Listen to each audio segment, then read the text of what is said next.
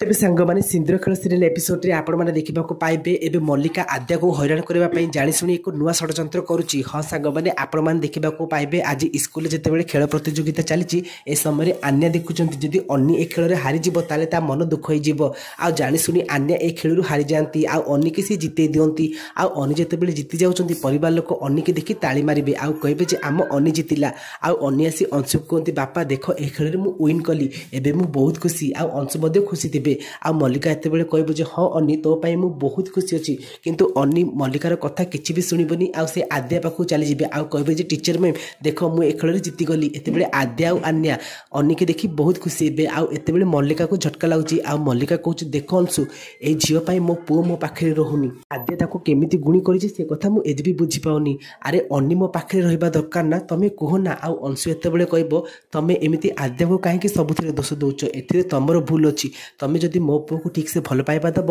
ताले आद्या पाखु से केबे भी जीवनी से सब बेले तुम पाखे रहिबो आ एक कथा सुनी आद्याकर